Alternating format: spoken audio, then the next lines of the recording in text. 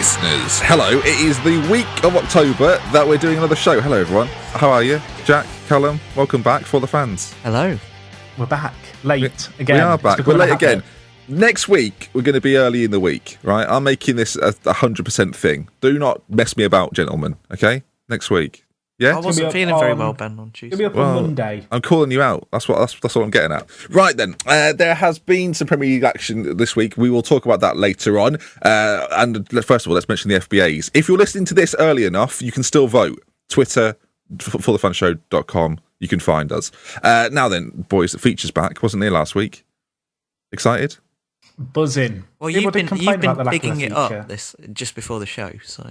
Yeah, I think it's one of the best features I've ever put together in terms that's a big claim. Just in terms of, you know, it's essentially a glorified quiz, but you know the clues. I'm going to clip that. I'm going to clip that and play it in the new jingles coming. Say some of the listeners. I decide though it's a fantastic feature. Clip that. So the way it is today, boys, it's a kind of a who am I, but not with footballers, with clubs. Ooh. And the sort of the thing that makes it difficult, boys, is it's around Europe. So good luck. Oh my God! There's really random stats in there, aren't there? Like I've won the Serbian league 2 times in the last 20 years. There are some clues here which are questionable, but this is why we love the feature. So we'll kick things off. We also have a tie break, so if it goes to it now, boys, there's no sort of you then you. It's fastest finger first, right? Ooh. You get straight in there. I think I prefer these ones actually. Okay, that's just a point though. If you guess, you have to wait for the other person to guess before you can guess again. You can't do back-to-back guesses. All right? Okay, but we do go back and forth. Well, you can do, yeah, but obviously, if you think you know it, then you're going to have to wait. 5 clues for each, or is there? There's 4 or 5 clues for each. 4 or 5 clues for each. Okay. First clue: our badge looks like a letter stuck on the top of a Coke can. Picture that. Letter. Any clue on the letter or? No, it's in the second half of the alphabet. Right, moving on. Doesn't help. Oh, sorry, hang on. Can I just check? Can we take guesses? Do we only get one guess? Guess at any point. Okay. Yeah. Right. We haven't won our domestic division for 26 years. Oh my God! Right. That's not narrowed it down. No. 2 of our top goal scorers ever are from Argentina and Uruguay. Huh. Rafa Benitez has managed us. Stop. Just go on. You don't have to say stop. That will cost you in later games. Just say the name of the club. Valencia. Incorrect. Final clue. And Jack, you've got an advantage now. Yeah, no. I'm probably going to bottle it somehow. We are Italian. Oh, that's so funny. I was going to... Yeah. I was going to actually say that. That first clue, listeners, is top notch. I was going to say that before you mentioned Benitez, actually. God. Okay. And the Benitez thing almost threw me. Come on, Jack. A letter on top of a Coke can. Am I thinking on that too much? Because yes, you are. Yeah, you are. You got 5 seconds before I'm going to give you. He's managed Inter and Napoli, so it's one of the two. Unless there's another Italian team. Oh, Napoli.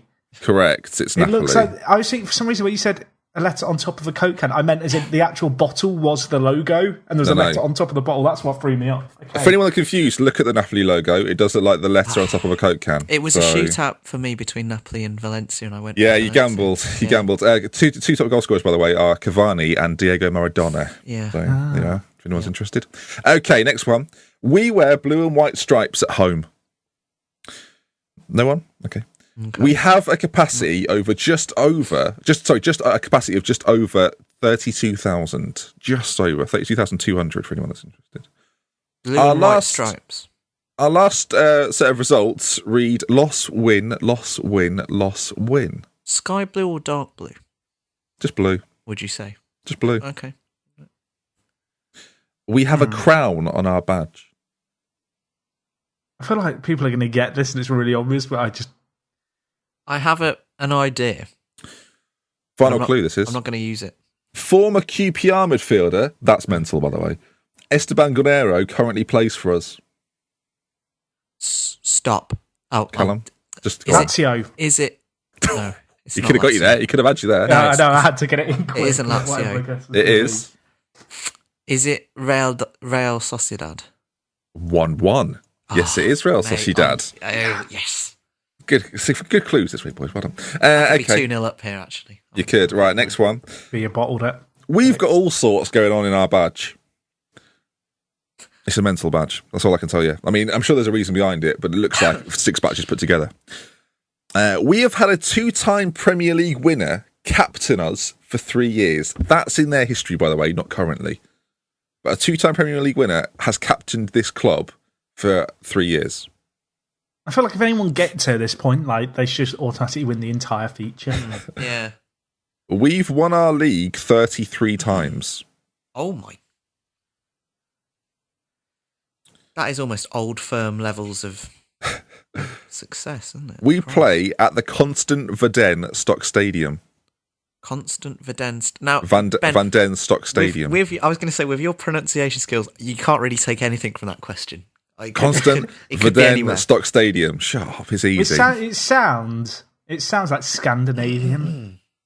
All right, one more clue. Possibly, I'm thinking Eastern Europe. Do you want the clue? Yeah, go on, let's get the clue. Yes, we want the clue. Purple. Teams playing purple. I mean, Fiorentina's one, but it's obviously not them. What team's playing If you purple? don't get it, I'll take the point, by the way, just so you know. This is super tough, Ben. This is What team's playing purple? I've upped the levels. I don't like this. 5, 4, 3. I'll just say Fiorentina to have a guess. What? I mean, you're incorrect. No. Time up. I get the point. If I told you that the 2-time Premier League winning captain was Vincent Kompany, Anderlecht, you know that the team is Anderlecht. Yeah. Unlucky boys. Purple. I can't believe you didn't get it at purple, by the way. People would be screaming at that point. Okay. I know, that's bad. Sorry about my coffee. I'm still a bit ill. It's all right, Kino. We'll get through it. He went drinking last night. He's not that ill. No sympathy from me. Next clue. Our chairman is named after some winter wear. The first clue is always good, I like to think. Hat, glove, scarf. We play at the Bet365 Stadium. Stop. No. No. I mean, surely it can't be this simple. We play in red and white. Stop. Stoke. Point. Yeah. That's so obvious. Peter Coates, winter wear. Yes. For some reason, I had the name Parker in my head. I thought it was a bit more clever. I think I can like a Parker coat. I was thinking, what chairman have the name Parker? I think I confused Jack with hats and scarves and coats. We were runners-up in the Championship in 2008 was the final clue. I didn't give you a lot because, I gave you quite easy clues. Okay, next one. We don't have a second bit after our name, i.e. City, Town, United, etc. Right, okay. This is before we started the recording today, I said there's one fact which I find incredible. I presume there's an FC after their name. This is the This is the fact. Or is it before? Or is it after? We were the first football club in the world to launch its own TV channel. Now, when you find out who this is going to blow your mind. Was it like a proper TV channel or like? It was called TV. I can't tell you what it was called. YouTube I mean, that's narrowed it down. Yeah. Well, I can't. I mean, a proper TV channel. They're currently sponsored by Ramsden's. Well, no, I don't think they still are.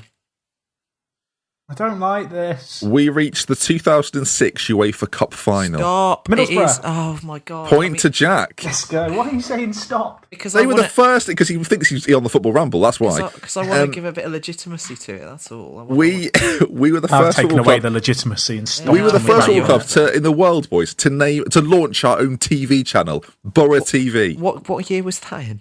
I've got no idea, but that is I'm mind blowing, isn't it? Googling it. Borough TV, incredible stuff. So it's a point to Jack. Is it still actually running now, or is it gone? It doesn't. I don't think it runs now. I'm sure they're doing social media a bit though. Okay, so it's 2 to Jack, 2 to Kino, 1 to me. As we continue forward with this. Okay, I am Borough named. TV, by the way, 2001. Wow, that's more recent than I would have imagined. I am named after a boy's name. Okay. I'm not called Callum or Jack, just to clarify. Fred. AVB is our manager. So it's St. Petersburg. Is he still there? No. I mean, you actually guess. The guess is incorrect. So now Kino has. You've gone early I there. fucked it. Jack, stop swearing, Jack. Your mother listens to this. Yeah. Our nickname is The Kids. Oh, no. And the final clue, we won the league 7 times in a row, but that's the only time we've ever won it between 2001 and 2008. Which is crazy, by the way. AVB manages them. That's the clue, isn't it? The fact you don't know that, either of you. I didn't realise he... I didn't realise he left Zenit. Strange, isn't it? Great feature, Ben. I'm going to clap myself. This is unprecedented. 5, 4, 3, 2, 1. Correct answer is Olympic Lyon. They're called Lyon. Boy's name, Lyon. Oh. Lyon. Mind blown. Olympic Lyonnais. AVB manages Lyon. Zenit. Did that happen this summer then? I know, about 3 years ago, Jack, but it's all right. It was more recent than you think, or it's more sort of distant than you think. Anyway, there we are then. 2 points to me now. Level. We're all level. Villas-Boas? Yeah. Right, can we move on, please? He's not the manager. I'm going to Google this. I'm not convinced. What? Oh, he's the manager, but he's he is the manager. Oh. No. What do you mean? Have you Wikipedia'd this? No, he is the manager, but he was Zenit this year. Yeah, he was. Okay, but he is the manager. Yeah, so you've lied to me when I said that Zenit was recent, and he said it was 3 years ago. I feel betrayed. All right, well, whatever. Regardless of what you think. Take away a point from Ben. He's back on 1. The point's been given out. He's Leon manager. What do you want me to tell you? Okay. I'm upset now. I'm going to sulk now. Jesus God, I don't know what's just gone on there. Right. Now you've completely thrown me, boys. I'm not going to lie. Okay. You've completely thrown me, Ben, with that. I was correct. Okay. There's two all around then. Yeah, it is. It is. Our ground holds 81,359 people. Is this around the world or Europe? Europe. Okay. 81,259. We had a manager called Thomas Doll. I will preface that by saying it was in the last 10 years. Oh, I think I know. Can I guess? Well, I mean that's part of the game, yeah. Is it? I mean, there's not many. Is it Dortmund? Point to Callum King. Oh, that's an early one as well. That's early. That. We're currently 7th in the UEFA Club rankings, and our star striker represents Gabon. Actually, you knew I had a soft spot for Dortmund. I might, That's very good. Very good, though. I'm still impressed. I'm upset now. Pressure on, Jack, by the way. How many level things up. Left? You could lose to me, yeah? One more. Oh, God. I hope he does. I really do. You could lose to me. We have won the league 43 times. Oh, my. Again, that's a ridiculous number, considering, We've never gone beyond, though, the quarterfinals of the Champions League. Or we've got to the quarterfinals once, maybe, but then we've never gone on beyond that. 43 times. Can I just say, leagues, professional leagues, running for maybe 100 years if we take that sort of turn of the... It's a great start, isn't it? So they've won. It's almost a 1 in 2 record. Yeah. I think I know who this is.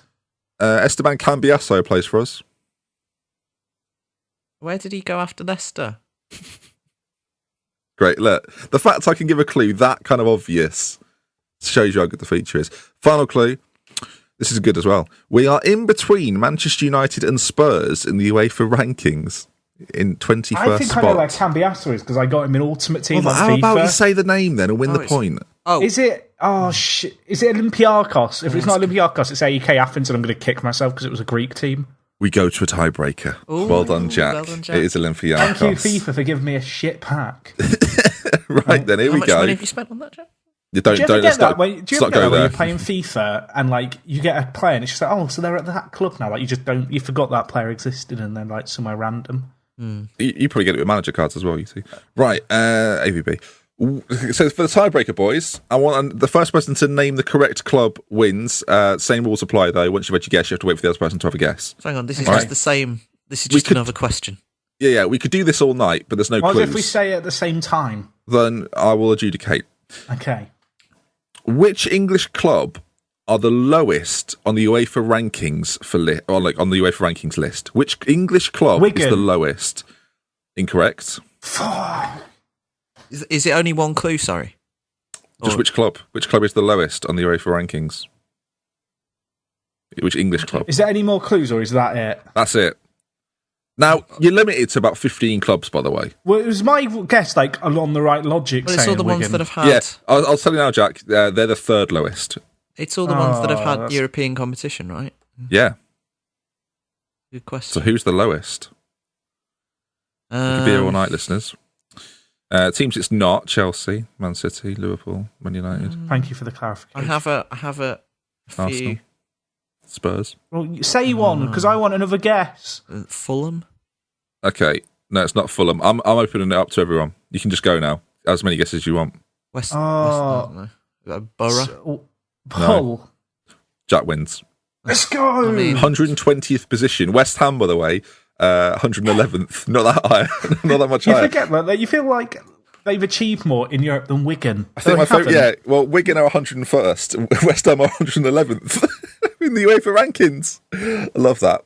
So there we are then. Jack wins this week's feature. Well done. Round of applause, everyone. Well done, Jack. I'm this not week's giving him feature for winner. that. What do you mean? I'd like to thank my terrible A-level results for allowing me to go to the University of Hull and get a fine knowledge of the city. And getting terrible packs in In all the FIFA. team, thank you. Yeah. Okay then, that's the end of the feature. Ba-dum, bum, boom. Good feature, enjoy it?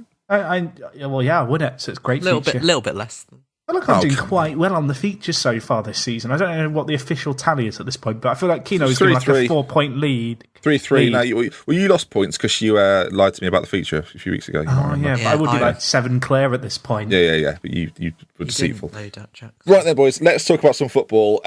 There's only really one place to start. It's on the bridge, Stamford Bridge, and it was Chelsea 4, Manchester United 0. Jose's return to Stamford Bridge. Not a happy one, Kino. It was quite the day for Jose.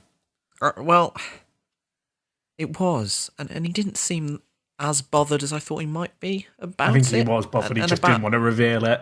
Well, He gave Conte a little chat, didn't he? Oi, don't do that when I'm here. Which I thought was a bit odd. It was a very conscious attempt to try and, it was a classic. It was a slightly different version of the classic Mourinho diversion tactics. I think instead of coming into the interview and saying, something, he sort of very consciously that all the cameras were on him, sort of did that. And we should probably talk about the game first before we get there, because I think it was very early, was it? The first goal. I think it's fair to 30 say. seconds? to be fair to Mourinho, I think he did have a point in the sense that the point that he made after the game, and once that goal had gone in, the plans were scuppered very early. And while you may say it's his job to sort of turn that around, if you've prepared for the whole week with a certain game plan in mind, it did. It's very difficult in that kind of atmosphere to sort of react quickly enough. Yeah. And the second goal came quite quick for Chelsea as well, and that really didn't help.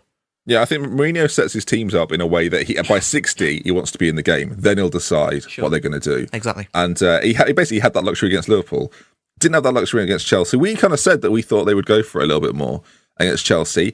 And I mean, did they, or was it just a case of it wasn't really possible for them to do? Chelsea played well that day. I think people are talking a lot about United and how United were poor and how Mourinho's been undone and things like this. But actually, Chelsea played as well as I've seen Chelsea play for a while. It was the champions Chelsea performance I think special previously. mention should go to the two wing backs, Alonso and Moses, who I thought were both superb. And to be honest, with those wing backs and then sort of Hazard, and I think it was Pedro initially. I think he came off in the sort of wide areas. They were totally sort of outplayed Man United in those zones. I think it was that is one of the pros of the formation that Conte seems to have settled on. Is that they can really sort of overload those wide areas, and when you've got players like Hazard, and also on the other side Moses, who really is obviously he's a winger turn fullback. He really loves to overlap and get into the properly advanced positions. And so when you're playing, I mean, Antonio Valencia, right? But when you're playing those kind of players, you can really get a lot of joy from it. And although I felt, did any of the goals come from those areas? But it felt like that Chelsea were really on top through their choice of system. And without sort of pulling it to Mourinho too early, it does raise a few question marks as to how he might sort of, if teams try that as well against United, whether he had the ability to adapt. Well, Jack, coming to you. Chelsea defensively have been questioned recently. Cale's been under a bit of fire. I mean, David Luiz constantly is told he's a terrible defender. They played well, and another player that played well, N'Golo Kante, finally looked like he belonged in a Chelsea shirt. I think for me, I've not been that impressed by him this season, but in this game he was almost running the show. He was. He's really impressed me because I feel like City have craved. Chelsea. Christ, they've craved this kind of centre midfielder who's capable of kind of doing what Kante's like capable of doing. They've had Matic to an extent, but I don't feel like he's quite mobile enough when he's been put in these kind of two midfielder systems that Chelsea have frequently played. And in this kind of game, I feel like Kante just offers so much balance to this side. Obviously, they've completely changed the system, which I think has actually helped Kante slot in a lot better. And he looks quite confident now. I thought the goal that he scored at 4-0, to get the fourth goal, it was not a very Kante-like finish, if you know what I mean. The way he sold Chris Smalling completely, who I thought had an awful game. And I think for me, a big question mark over Kante was, could he pick up his form? And I've got to be honest, after the first few games, I was a little bit worried. But you can see, Chelsea as a whole, I think they started off a little bit slowly. They've changed their system now. They have something they like. And Kante, he seems pretty confident now again. Yeah, I think... And I feel like in this Chelsea side, it's a very different situation to when he was at Leicester, and he was very much the guy who had to be the man between the midfield and defence and had to shield Morgan and Hoof just, constantly. He's got a little bit more free roam. There are times where David Luiz does kind of David Luiz things and just legs it and someone has to fill in, and occasionally it is him in the centre. But I feel like there was just an element of balance to the entire Chelsea side, if I'm honest. I feel like Eden Hazard had a fantastic game of play last year. I don't think he wants to remember that season, but I don't think people will remember that season, for the right reasons. But you kind of look at the likes of Kante and Matic; they worked so well. Well, it's as a pair, and that surprised me actually. You said this. I agree with you on Kante, and you made the point. You wanted to see him, and I think all Chelsea fans did, continue his form and the way he was playing from last year. I think the system that Conte, this kind of system with the three at the back, 3-4-3. actually suits him a lot more because he is in that midfield too. It's him and Matic, basically, in a very similar way to him and Drinkwater last year with those two in the middle. They haven't got an extra man in there because obviously in front of them they then have Hazard, Pedro and Costa, who aren't going to drop into the midfield. I mean, Hazard maybe a little bit, but they're not going to do a kind of a third midfielder role. So it is really just those two in the centre. And I think that is what Kante's used to, and that's where we've seen him sort of... be the best player that he can be last year. And I think actually, you mentioned Matic as well, it frees him up a little bit to play more of that Drinkwater role, because I think Matic is quite underrated in terms of his range of passing. I think that was what we kind of saw at Benfica when he used to do that. And that was what got him the move. And I think they kind of turned him a bit more into a kind of destroyer, obviously, because for the year that they won the title, he was playing with Cesc Fabregas, and you kind of need to be when you're with Fabregas because he's not going to put in the sort of the yards. Can I come up with a comparison between like Conte teams of old and this one? Yeah. I feel like Matic, although he's not a similar player, is kind of, but because he's a bit slower, is essentially playing quite similar to Pirlo in the same way that Kante is basically Conte's Arturo Vidal.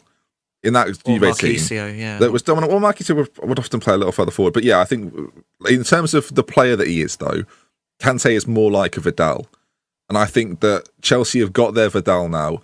They arguably still need to replace Matic. Long term, Matic needs to be replaced by someone like someone like Cesc Fabregas, maybe a bit younger, a little bit more agile, someone that's been sort of that's coming into the prime of their career rather than at the back end like Cesc is. The thing is, I would say from a tactical point of view, one thing that he's changed from when he used to play the three at the back with Juventus is that he has the three up front instead of the two. With Juventus, he always tended to play a two up front. He would play Pogba, wouldn't he? Because is that because he had someone like Paul Pogba who could just sit in behind and dictate from that area? It depends on the personnel you have as well. I think Costa's so used to playing as a front three, the one lone striker, that I think it just makes sense. He's sort of taken the system that Chelsea have been used to for the last 2 years, combined it with his own philosophy and the way that he's used to playing. It's very clever what he's done. It sounds really obvious, but it's a Premier League way of playing his system. Yeah. I feel like with Conte. Sorry, go on. No, I agree with you on that. But yeah, I think it's a little bit different to the Juve one, but actually maybe... I'm not sure if they need to replace Matic long term. I think he's probably good. Those two in the middle. Do you want someone more mobile though? Or I've just compared to Pirlo, and I'm saying, do they need someone more mobile? Well, I can maybe see him in maybe a game which, to be honest, the United midfield wasn't that good with Fellaini, etc. Herrera. I think if they did play it maybe in the Champions League latter stages at some point, he could go to that two up front and put an extra man in the middle. In which case, you could get away with having a slightly slower, maybe a bit more of a luxury player in there. A Pirlo type player, maybe that is Fabregas, but maybe he will do that. But I think right now those two have a perfect balance to play as just two in the middle, and it brings the best out of both of them. It's quite a classic Premier League duo, I feel like. Go on, Jack. Well, the thing I was going to say is that what I really like about the way Chelsea are lining up at the moment is they've got two very defensively aware centre midfielders.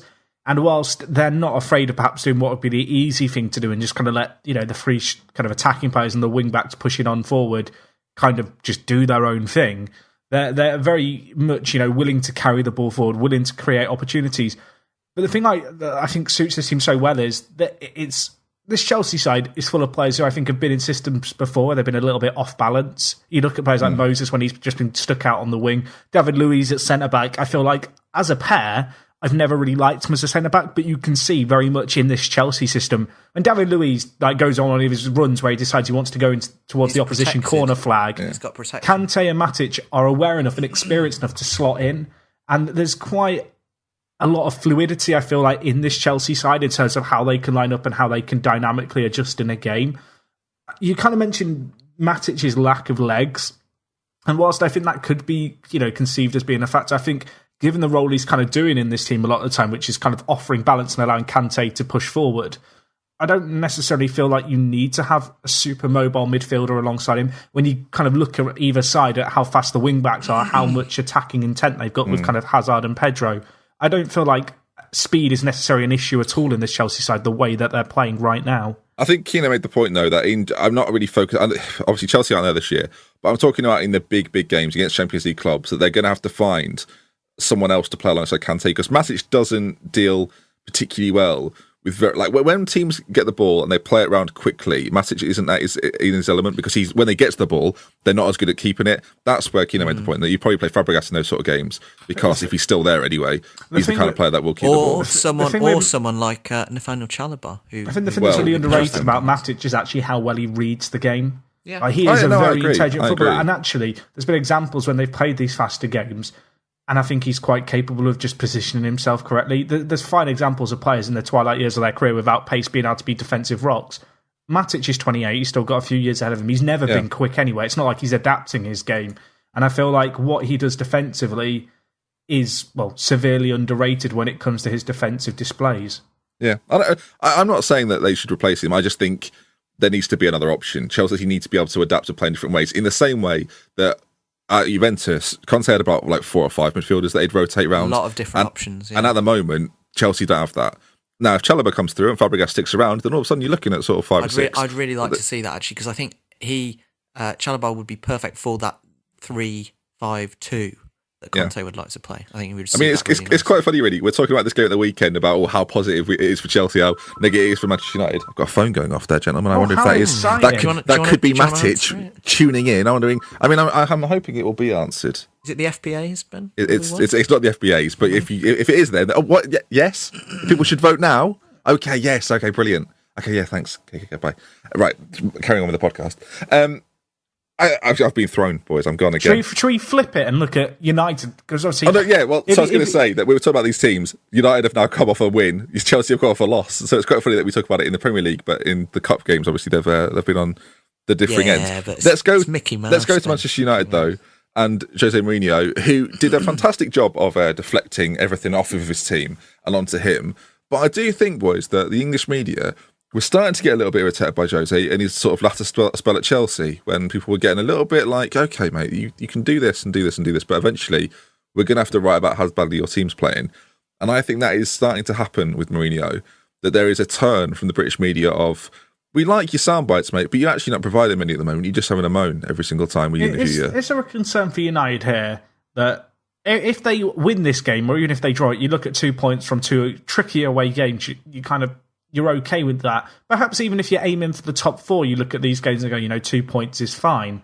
The reality is that United have spent, £200 million? There were screams of them finishing top 3 this season. I think a lot of us backed them to do it. Title contenders. Well, that's what I mean, but I think top 3 was a minimum. I think a lot of people you expect them to really fight for the title. Right now they're in 7th. Obviously, it is very, very tight at the top of the league because no one's gone on one of those kind of unbeaten runs that frequently happens in the Premier League where they kind of win their first 8 or 9 games. But the worst goal difference in the top 8 is at what point, and I know this is ridiculously early perhaps to be saying it, and this is very reactionary, I guess, given this game, But at what point do United look at this season and go, we're not where we thought we were going to be at the start? We've not been good enough. Well, this comes on to the conversation that Ben and I have certainly had in the last few days, and I think a lot of people have had regarding Mourinho. And you've tweeted out a few times about this, Ben, sort of asking the listeners what they think. And it would be interesting to see what particularly United fans think about this. And a lot of people have said that obviously it's very early on, and I think to make any moves like that would be far too reactionary. But it does raise a wider point, I think, about Mourinho that we definitely were discussing, was that I wouldn't argue that maybe he's a busted flush, or he's had his time. I'm not going that far, but I think there are legitimate questions you can ask, taking into account sort of his management of the last maybe 18 months since he won the league with Chelsea, which was his last trophy.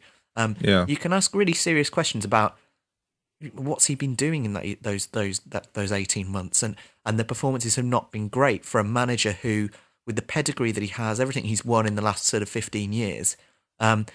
People should be asking questions as to maybe, is he doing something wrong? Is it something on his end, rather than, I don't know, falling out with the club doctor or hasn't got the players he wanted? Is it something that he's doing? And I mean, there was an article in The Guardian yesterday, I think it was yesterday or the day before, which was really, really revealing, and it was only short, so I would sort of recommend people to go and read it.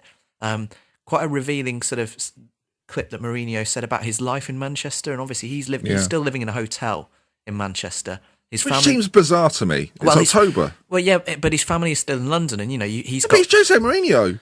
You can probably afford to rent a house. Surely. Rent a house for a bit. Yeah, live on Rooney's floor. There's options. Yeah, he'll start boxing you in the middle of the night, Rooney. Well, I wouldn't want to. And he's got kids. But anyway, he mentioned that how unsettled his personal life is right now. And I think you're sort of seeing it in the way that he's maybe not tactical decisions, but the way he's coming out to the media and stuff. He doesn't look comfortable, and I don't think he's looked comfortable in his own skin in the Premier League for the last, like I say, year. Easy. Jose Mourinho always struck me as a man that enjoyed being a manager of a Premier League side. Just enjoyed being a manager of a football team. Yeah. At Chelsea in that second, I know, obviously results sort of dictate the mood of a manager a lot of the time, and if they're not going well, then the manager never looks particularly happy. Look at David Moyes; he looks like he wants to just end it all at the moment. But Jose, no, he shouldn't. I do not bleep that. I mean, I thought you meant leave. Oh right, sorry, bloody hell! I thought you were going a bit bit dark there. Sorry, I completely misread that. You have done. Really bad. Okay. Yeah. So when you said end it all, I thought you meant he just wants to rip up the contract and just run away. Don't end it, David. To do that. Please don't do it. Okay, we've gone down an alley I wasn't expecting to go down. But Mourinho, as I say, is a manager that I think has enjoyed the game and now just seems. Maybe he's frustrated with himself. He looks tired. Yeah, he does look tired. He looks like he's got older. And you've not seen this Mourinho. He looks a little bit like, when there's a guy at a bus stop who's not really listening, and you go, "What's the time, mate?" And he goes, "Oh, what? You don't know what I mean? That person." Don't get many buses. But it's no, neither do I. But the point I'm making. It doesn't have to be a bus, does it? I lived in London for the last 2.5 years. You don't talk to people at bus stops in London. You have your headphones in and ignore everyone. But he looks a little bit zoned out, is the point I'm making. He doesn't look like he's fully focused on the job at hand. And while it is incredibly early to say so, and he brought up, I was mentioning it on Twitter, I kind of put it out there to Twitter, and I was essentially looking for Manchester United fans to reply, because I get accused a lot of the time of being biased, which I don't necessarily think I am. But I always want to know how United fans view Mourinho in the situation. I think there's a few points to be made. One, the question I asked was, is Mourinho capable of managing a giant club rather than a big club? I think Chelsea, Porto, Inter Milan are big clubs. I don't think they're giant clubs of sort of the Bayern Munich, the Real Madrid, the Barcelona, Manchester United in this country. The European super clubs that they would be called. Yeah. Which are probably, there's probably 4 or 5 of them. There's some arguable ones. I mean, are PSG getting closer? Juventus, are they on that sort of cusp of it? Is Jose Mourinho a super club manager? Because as a super club manager, you're expected to win everything. Everyone's telling you how great you are. You're expected to win everything. You look at Bayern, Madrid, Barcelona. This happens everywhere, and Manchester United is the same thing. At Chelsea, there was this underdog of status he had of, come on, you got to fight back here and make sure you win the league. When he came back his second time, it was like, come on, have a go at this, try and win the league. With Man United, it's more expected. At Chelsea, there was of course that attitude. At Inter Milan, he had that attitude. He had to sort of fight off the other Milan. Juventus were kind of rising at the time, and the way he won it into was the most sort of backs to the wall kind of us against. Well, he seems to have followed that philosophy into now. That idea of winning with Inter Milan seems to have followed him to Chelsea and then again to Manchester United. Sure, I can't. Again, I read it in the last week, and I can't remember exactly where. But since it could have been an article making the point that I agree with, which was that since the 09-10 double that he won with Inter, famously with the sort of the Camp Nou victory against Guardiola's Barcelona, where they had about 15% possession over two legs. Up until that point, Mourinho had, although he had the title of sort of boring Chelsea, he played fairly expansive, quite progressive sort of 4-3-3 football. And from then on, he sort of reverted to this kind of 4-2-3-1 that he has to this day. And it hasn't been quite as dynamic as I think we saw at Porto, and then obviously in his Chelsea years the first time around. And I feel like he hasn't. I mean, I don't want to say that maybe his management style is behind the times, or he's sort of moved on. But if you look at the managers that are doing really well in the Premier League right now, I made this point to you for sure. It was people like Pochettino, Klopp, Guardiola. I mean, even it's about an identity, isn't it, with those managers? Yeah, and their philosophy is very clear, and Conte as well to a degree. They have a very clear philosophy, but they've sort of taken the pragmatism that Mourinho, I think, brought with him to England, 10 years ago, and have sort of blended that. But the philosophy is still clearly there. And if you asked me, and you made this point on Twitter again, if you said, does Jose Mourinho have a sort of a governing set of values with in terms of football, a philosophy? Yeah, I can. Well, can he carry on being a pragmatic manager, or does he Mourinho seems to manage thinking about what the other team's going to do, and with the players he's got at his disposal currently, it's a question mark as to whether why aren't you coming up with your own system, or is he and it's just not working? It seems. There's not a connection right now with Mourinho and his players. And coming on to that, Jack, I want to come to you about this. Mkhitaryan is fit. The talk is he wasn't bought by Mourinho. He was bought before Mourinho arrived. Well, I think it was a bit of a Mina Raiola kind of package thing, which of course. But Jack, you're right. Jack, Mkhitaryan's one of the best players in Europe last year. Yeah, and Mourinho's not touching him. So there's a weird situation here where I wonder at what point United really start to experiment. I think they've got 5 points from their last 6 games. And granted, they've played City, Chelsea and Liverpool and Leicester in those games. But it's I don't think it's good enough. And obviously, there's been you could argue that maybe there has been experimentation with the game against Liverpool, which is an experiment that they're not going to be repeating too many more times this year. And obviously, there's been times where Rashford wasn't really in the fray, and then he started starting. Rooney's been dropped. There's been a little bit of give perhaps.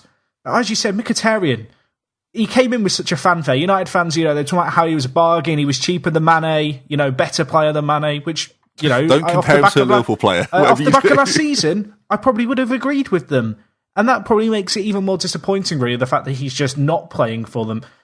And it's a bizarre one because the issue United have is they don't really have any natural pace in their strikers unless you're going to kind of shoehorn Martial and Rashford in there. But if you look at kind of Ibra and Rooney... They haven't had that for quite a few years. Oh, of course. But I think there's a big pressure on them, particularly with Mata in the midfield, that they have to play a few pacey players in there to keep up, which probably is a fair assessment given, the nature of the Premier League. It's a very physical league, and it's a very quick league. And as Manchester United, teams are going to hit you on the break quickly. But the idea that Mkhitaryan can't slot in there somewhere is mind-boggling to me, and I don't think it's going to be long before he starts to get a chance. And when he gets a chance, I think he's going to take it, and there's going to be big questions of kind of why wasn't this tried sooner? Yeah, there's a whole debate to have there about Zlatan Ibrahimovic's role within Manchester United at the moment and how he fits in with the rest of the team. Well, he's been poor lately. I realise that... I'm going to come off this now because I feel like we're quite deep into the show. I remember last year when Chelsea were having their problems, we had a big conversation about Mourinho and Chelsea, and I feel like we've just had that conversation now about Mourinho and Chelsea. So for those that think, look, you're always talking about United and Chelsea, this show is now out of the way. We'll focus on United and Chelsea less as the weeks go on. But I would rather say that as a presenter. We don't focus on it all the time. The thing to remember as well. They are the story right now. They are the big story right now. It wasn't exactly a classic classic weekend for fixtures. And Ibra, he came into, was it 4 goals in 3 games? It was something he started very well. He's not scored in his last 4 or 5, I don't think. And it's a case of, is there a point at which you have to give way there? Ibra, I think I made a bold prediction. I didn't think he'd get 5 goals this year, and I was worried after 3 games or whatever. But as the weeks go on, I wonder if there's going to be a desire for experimentation, a desire to give younger players the starts, give Rashford starts whilst he's still scoring, give Martial more opportunities, because I think he's lacked a few, bring in Mkhitaryan perhaps instead of Juan Mata occasionally. It's going to be interesting the next few months. There are a lot of questions surrounding Mourinho and I think United. And we may in a few months, they may be sitting pretty, second, third, on the shoulder of the leaders and look quite good. But I feel like it's worth addressing this now because this isn't like a one-off issue with Mourinho. As you say, we had this exact same conversation. It is a bit of deja vu, isn't it? That's kind of why I mentioned it, yeah. Interesting. Sorry. Shall we talk about the two North London clubs, Arsenal and Chelsea? Arsenal and Chelsea, Arsenal and Tottenham. Both drew 0-0, which is interesting because Arsenal have been in some really good form. Won their last 6 before the weekend. Have looked really good. Spurs, of course, still the only team in the league unbeaten. One pretty good point and one disappointing point. I think that's fair. Yeah. Well, okay. Which would you say is which? Because I guess logically they're both a little bit disappointing. I would side with sort of Pochettino. What he said about getting a point at an informed Bournemouth. Obviously, they'd hit Hull for 6, and Hull are not Spurs. But confidence is high in that team right now. It's turning into quite a difficult place to go. I think the vitality. So both sides had chances in that game. That was the early kickoff. I think I remember watching that, and it was pretty open, pretty hard fought. Good to see Jack Wilshere get 90 minutes, and I thought he had a decent game, not an incredible game, but some touches were good. And I think all in all, a point was fair, and obviously Spurs still unbeaten, a point off the top of the league. I think it was pretty decent. On the flip side, Arsenal did the thing that they kind of do. And have done historically, where I think it was 75% possession against Middlesbrough, which is ridiculous. And I think we've mentioned over the last few weeks that the way to beat some of the big teams, particularly Guardiola's City, is to really get in their face and press them. I think with Arsenal, it's the opposite. I think you do really have to sort of old school sit behind the ball and let them just run out of ideas, because that was exactly what happened against Borough. I think there's two sides out there, isn't there? I'm sure there's lots of teams that go to the Emirates with that idea, but then to pull it off and actually to come away with the Emirates, come away from the Emirates with a clean sheet, and they've won 6 in a row as well. Don't forget, I think they're out of the games of the season, they've only lost 1, which is the opening day. So they've been unbeaten since that defeat to Liverpool, and they've looked really, really good. And for Borough to go there and get a point, we talk about how good sort of the point is for Spurs. That is a stunning point for Middlesbrough. It might be the kind of point that, come the end of the season, keeps them up. Interestingly, with Borough, by the way, they've only won 1 match of the 9. Was that the opening day or the second game of the season when they think it was Stuani, was it? Scored 2. Yes, quite a while. Yeah. So they've won 1, drawn 4, 7 points. Not necessarily not in the bottom 3. They've not been smashed though, have they? I don't think. No, I'm trying to think. I don't think they've conceded more than 2 in a game. No, maybe they have it's interesting though, because of the last 7 games, they've not won. But they've drawn 3 and lost 3. So I don't know. They're keeping it close, but at some point they're going to have to start scoring goals. I think Borough are in a group of teams, along with Burnley and a few others, that will benefit from. I mean, this may not go on for the whole year, but Sunderland and Hull are particularly dreadful right now. So it does leave one spot, I think. At this point in the season, if you were looking at it and saying, picking the relegation 3, I would definitely have those 2, and then they may benefit from the fact that those 2 are so bad and there's only one spot available. Yeah, Middlesbrough and Burnley look like sides that they kind of look like Bournemouth and Watford last year, which might be a bit harsh on both teams. Actually, Watford played well last year, but they're essentially both goal scorers away from being Bournemouth and Watford this year. Bournemouth and Watford 9th and 10th, Burnley and Middlesbrough 14th and 17th. It's kind of like if they have that goal scorer. The reason I bring it up is because Middlesbrough have scored 7 in 9, Burnley have scored 8 in 9. And it's not really enough at this point. And as you say, they're lucky that Hull and Sunderland have started so poorly. So an interesting stat today, just quickly, that I think it was from Opta, that Burnley, according to their records, and I'm not sure, I think in the top 5 European leagues, maybe even lower down, the least attacking team in Europe in terms of their sort of touches inside the area, obviously shots, and sort of chances created, key passes. They are the least attacking team in Europe. Interesting, the most attacking was Roma. Were they in the feature? Roma? They weren't in the feature, but they were. Do you know what? They were canned. They were one of my 10. Roma, if you look at the heat map, they're constantly peppering the goal. It's amazing. But I just like the idea of it. Actually, I like the idea of it being peppered. So I mean, what would be ideal is a Burnley-Roma game. That would be. I mean, Roma would have 90% of the ball. The immovable object versus the unstoppable force. They would set new records. Burnley also, by the way, beat Everton 2-1 at the weekend. One of the sort of more shock and better results for Burnley. I quite like this result because I kind of mentioned it last week. Arnfield. I don't like De Boer, but no, that was we mentioned a You few mean weeks before Koeman, that. you mean? But I get your point. Yeah, I don't like it either. Dutch. I just don't like Dutch people. Apparently, Oi, Dutchist. right, hang on. Roll that back. Robin can't believe this. Roll that back. We've got Dutch listeners, Jack. I'd like to share a formal apology to all Dutch listeners. Yeah, I still don't like you Koeman. don't dislike Dutch people. No, I don't actually. I have a few friends who are Dutch. Oh well, that's I what, that's what they hope none all of the say. FBA judges If are Dutch. there's any Dutch people watching, Ben je boos. You know what that means. Anyway, Everton. It was me there. That means you're mad in Dutch. Don't ask me how I know that. But anyway, Slag room is cream. oh, well, there we go. Carry on. It's turned into a Dutch podcast, everyone. Who said we were Dutchist? Slag room. But no, with Everton, I said last week, I wasn't really you. convinced. I felt like they'd played a lot of easy games and kind of it was perhaps a little bit of a false reading. The fact they've slipped up here, I've got to be honest, does surprise me because I feel like, Burnley, 2-1. It's funny you should say that. It's important 3 points for them. Because Ben and I, as we called it last year with West Ham, we called this result in terms of Everton. We were like, these are the games that they will slip up in. They will be great against the big teams because they're very well organised and Koeman is I feel like we a should good start manager. doing a predictor every podcast. Speaking of predictions, I'll get this in now. I predicted the quarterfinals of the EFL Cup. Tim How'd you Pot. like that? Tim Pot. It's unbelievable. And that was, can I just clarify, just to add some more to that, that was before United and City was even over. I was like, this is going to be the draw. That is impressive by any standard of guesswork. Shame you didn't tweet it publicly, but we can verify. No, Our but you can adjudicators have verify. seen it. Yeah, you two can verify because it was you're involved in that group chat.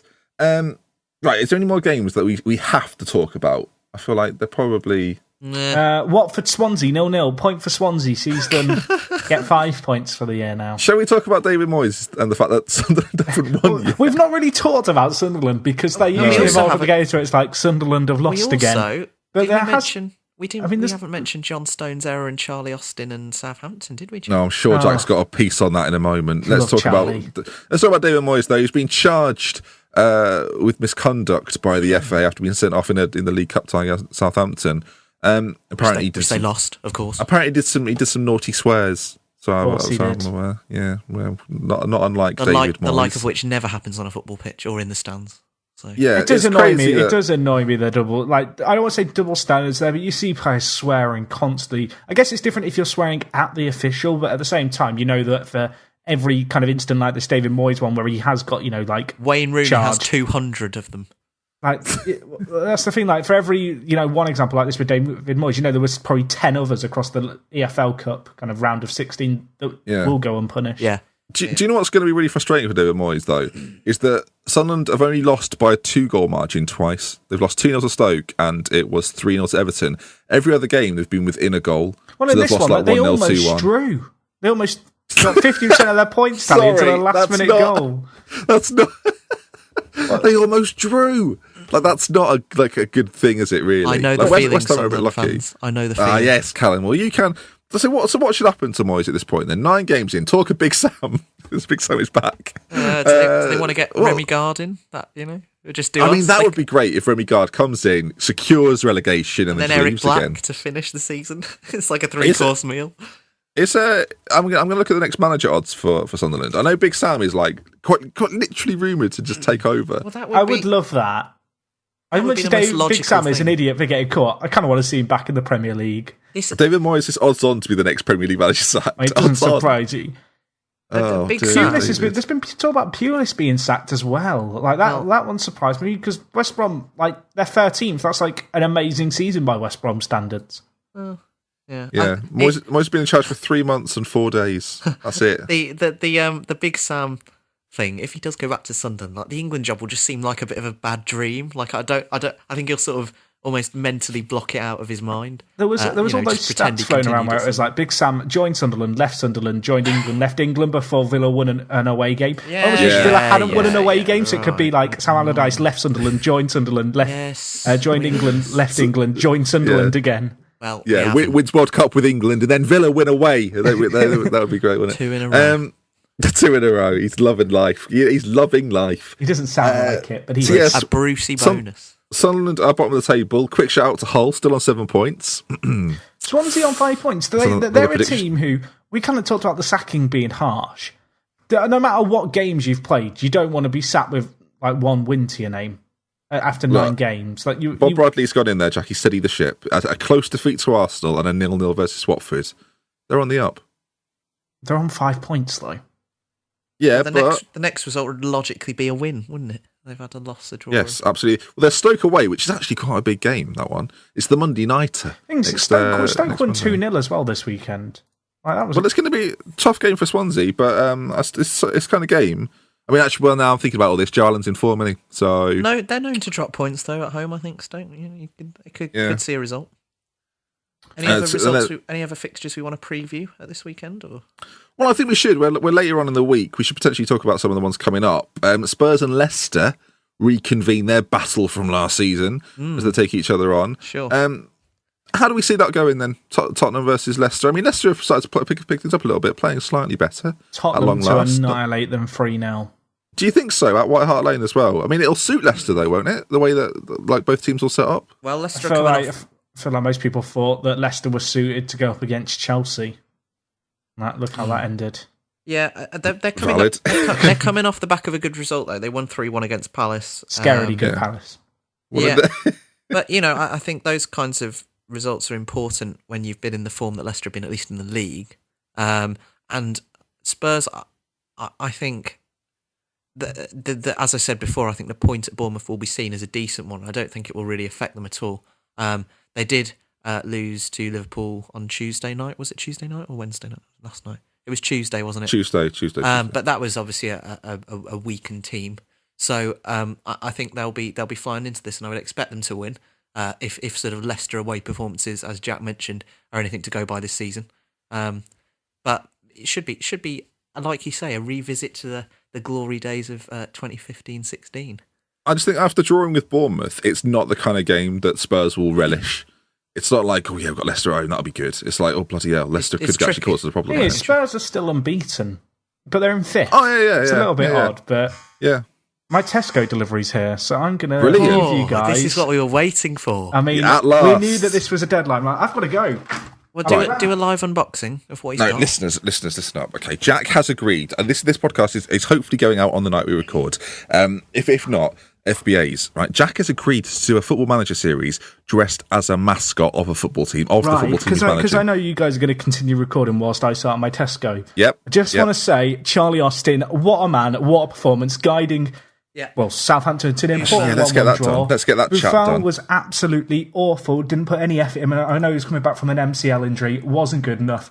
Okay. And, I'm going to go sort out my shopping now. Goodbye. He had a set of notes. Admittedly, this isn't the best time to say that please can we win best podcast when one of our hosts has left to get his Tesco order. But on the plus side, a show without Jack is almost better than a show with Jack. We've done this before. We've been here before. We have done this before. Yeah. So... do vote for us if you see us in the on the Twitters and whatnot. I imagine a mascot suit's quite hard to get hold of. Like a legit. Not only that, speaking from experience, getting a suit of any kind is rather expensive. So, I mean, good luck to Jack with this. I mean, I could just send in the fox if absolutely necessary. I could send that over to him. I mean, unwashed.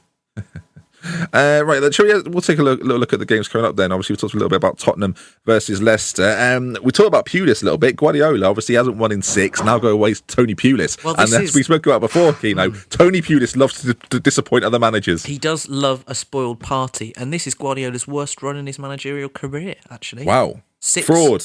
Is he a fraud, Keno? Or is Guardiola still really good and people should give him a little bit of slack? A cold Saturday afternoon in the West Midlands is probably the where he'll become unstuck against a Tony Pulis team. I mean, we're only about 25 miles away from Stoke, so this is where the wheels come off. I think. Shockingly, in a game between West Brom and Man City, that in the last 5 games, West Brom have a far better record: 1 win, 3 draws, opposed to City's 2 draws, no wins. So keep that in mind.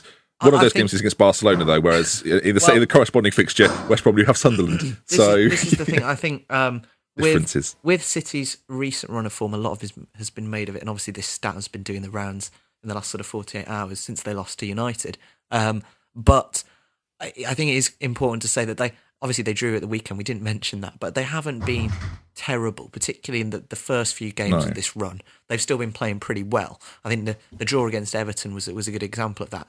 And obviously, we've spoken about the Barcelona game. So I think I do back them to turn it around this weekend, actually. I think they will have too much for West Brom. They're missing Kevin De Bruyne, though. They are missing him. Since he disappeared, their form has dropped quite substantially. They've got Kelechi Iheanacho, so they're going to be fine. Are you back, are you? I am. Back That was for a good quick now? unload. That's a speed run of it. What did you get? Well done. It was a bit of a top-up shop, really, because I still have quite a lot of stuff like fruit and whatnot. We had some Walker's crisps, some milk, cereal, a few ready meals, pizza, salad. It's almost like smoothie you've stuff. it's almost like it's your weekly shop, isn't it, Jack? I mean, it was a weekly shop, except I had a lot of savoury stuff anyway. So Excellent. Well, I'm glad we've brought this up on the show. As I say, FBAs, if you can vote for us, then... I mean, if the judges vote for us, I don't know what the criteria is for like the judges' choice. I mean, if I'll take it as, Jack, is that we need to talk more about your shopping. I can get it scheduled for during the podcast every week if we make it regular. Let's not make that a thing. You could, of course, be doing another kind of shopping if we win the FBAs, which Ben and I just spoke about. It might be quite hard to get hold of a mascot suit, Jack. What do you think? Oh yeah, let's not remind everyone of that as the incentive. What do you have your eyes set on with regards to your costume? Well, there was an old football team that was sponsored by Sega. And I know at work, Sonic. I work for Sega. There's a Sonic the Hedgehog like outfit at work I can probably borrow. Well, of course. Did Arsenal? They were Dreamcast. They had Dreamcast for a bit. Did they have Sega? Yeah, I mean, dress up as a Dreamcast, Jack. That'd be good. It was a Sega console, but yeah, no. I prefer to see that, if anything. Right. No, serious point. Let's continue. Anything else we want to talk about in the world of football? Oh, yes, there is something, actually, that I would like to have a brief chat about. The BBC constructed... Was it the BBC, or were they sort of the third party I don't in all know. of this? I haven't actually seen the news story. I just know what you've told us just before we started.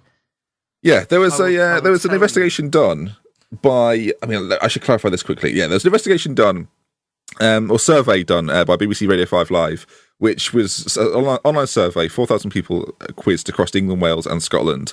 We should say this is a scientific poll. It's not like an online sort of clicker poll. This was done in collaboration with Comrades, who, of course, are a polling company. So you can have pretty decent confidence in these results. It wasn't like a Twitter poll, what shall I have for dinner tonight? Or a straw poll. No, it was, it found that 82% of supporters said they would not have a problem with an openly gay player at their club, which, I mean... good. Well, I do think that number necessarily isn't high enough. 18%, the other 18% said that gay players should keep it to themselves if they are. I'm not really sure what that means. Persuasion. I don't know what that means. It just means I don't want to know about it, I think. But the worrying statistic for me, gentlemen, is that 7% said that they would not watch their team if they fielded a gay player. And I mean, of course, against all forms of discrimination within football as a podcast in general.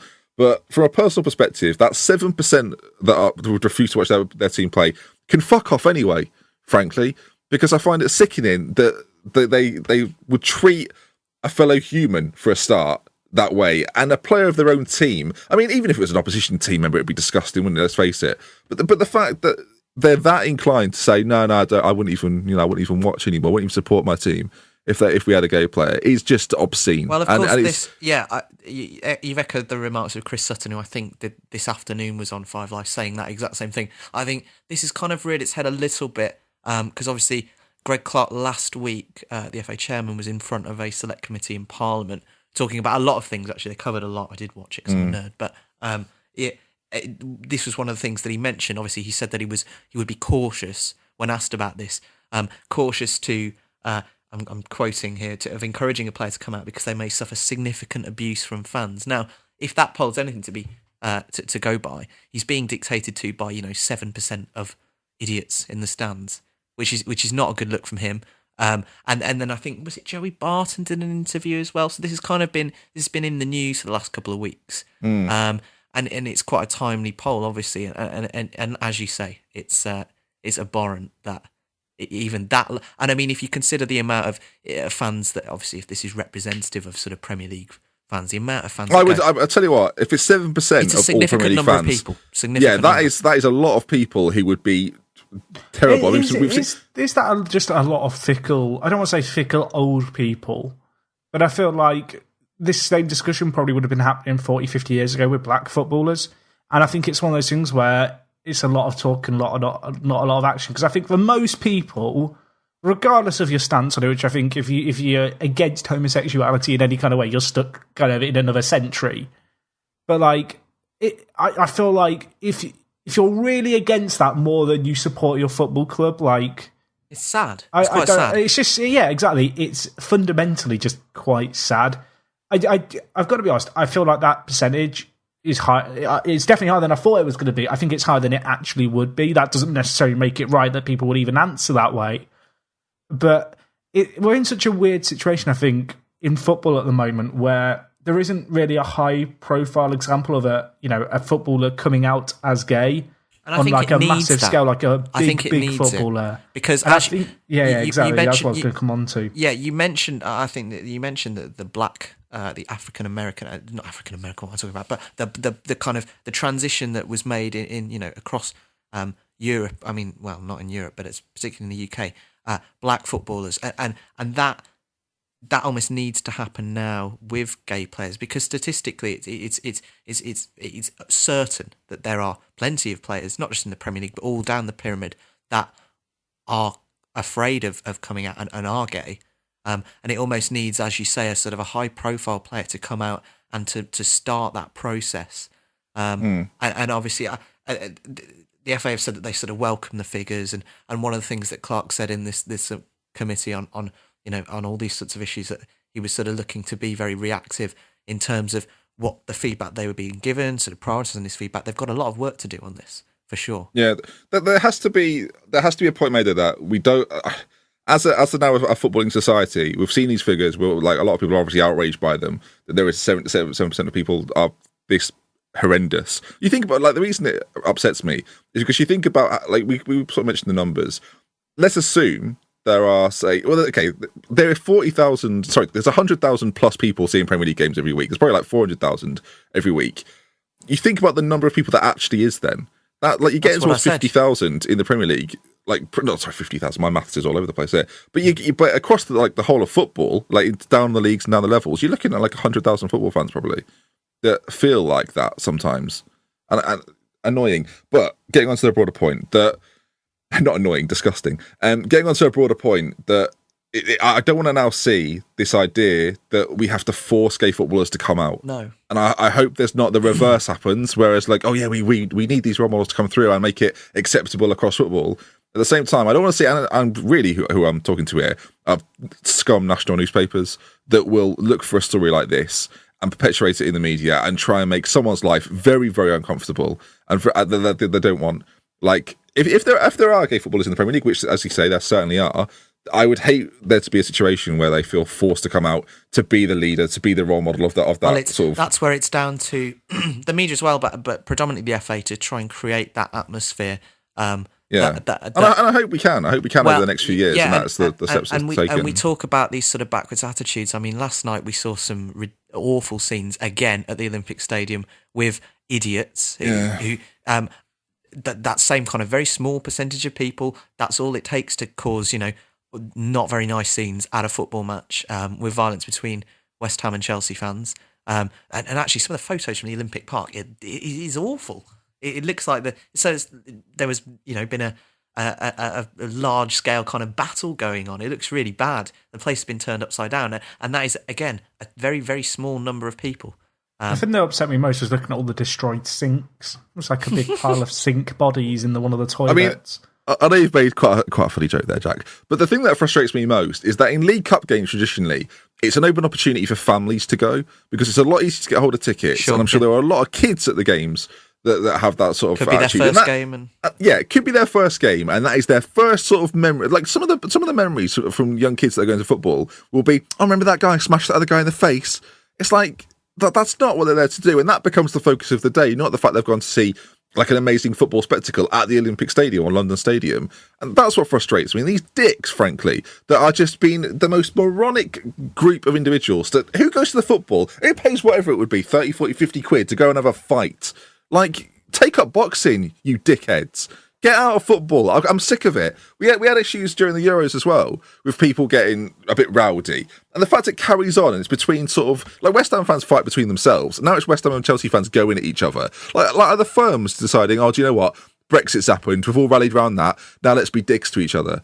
Like there's sort of been this sort of mob mentality, and I'm not. Can I just clarify now? If you voted for Brexit, I don't really mind. We're going through that now. But it's in Football Manager. I mean, everyone's accepting it. But I am very frustrated that this mob mentality of we'll do what we like and we can say what we like attitude is sort of coming to the forefront. And as an MP said tonight, I think it was that this is going to result in West Ham having to like just close the Olympic Stadium while games are on, and there'll be no fans going. And hopefully that is essentially for me what needs to happen for it to stop. Because whether it's not being stewarded correctly or policed correctly, which I would be amazed if that's the case, there needs to be a massive course of action to just cut this out.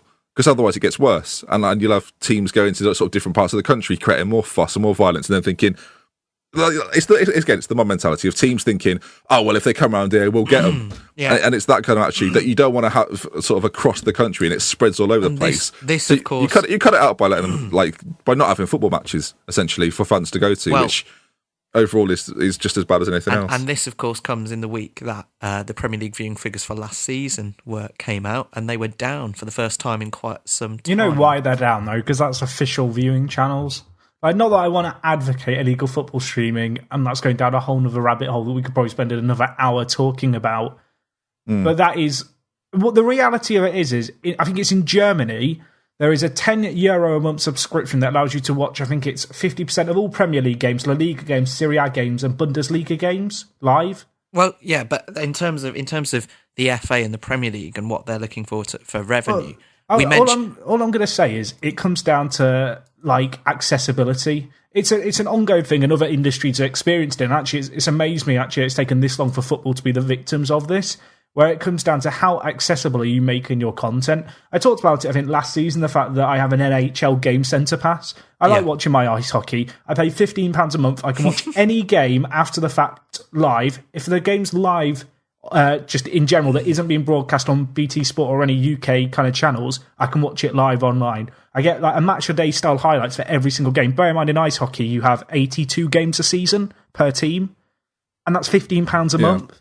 If you were to offer something like the Premier League, and obviously there are issues with doing that within England, people would be watching a lot. I think in India, I think it's £2.50. I know it's Indian markets, the price is way, way cheaper. £2.50 to watch any 3 o'clock kickoff in the Premier League live. And obviously we can't do that in England.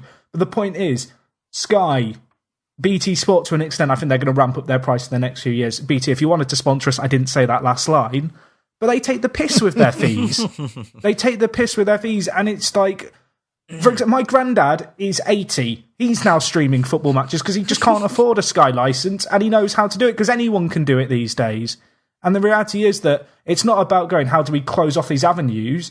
It's about going, how do we offer a viable alternative for a reasonable price that reasonably kind of, people in a reasonable lifestyle can afford? It points at a number. I mean, what we've discussed just here in the last 10 minutes, a number of structural problems, some serious and some a little bit less sort of critical in terms of, society, but a number of problems which we don't really want to be having to talk about on this show, but sadly we do. And hopefully this is the last time we talk about them for a little while. Yeah. Of course, lots of Premier League action over the weekend, so we're back next week talking about that. That is going to bring us to the end of today's show. Yeah, hopefully about football, not so much about Mourinho. That's the plan anyway. Jack, thank you for joining me as ever. Thank you. I'd like to say thank you to Dave, my Tesco delivery man. Exceptional job doing it quickly upon request. Cheers, Dave. Yeah, Dave. If you want to sponsor the show, Dave, then by all means. Tesco, just in general. And Callum, as always, thank you for sticking with us. You didn't cough as much this week, I'm pleased. Well, I am feeling better. Thanks for asking, everyone. Yes. You've battled. Thanks for asking, everyone. You've battled well. Right then, from me, Ben, and all of us at ForTheFans, we'll see you again next week. Vote for us in the FBAs. If we win, Jack has to dress us. What is it, a Dreamcast? Whatever I end up, whatever team it is. All right, brilliant. All right, from us here. Sculpture of a gold Benji. It's perfection. Keener, I think you're going to have to be calling for an oxygen mask over here, my friend.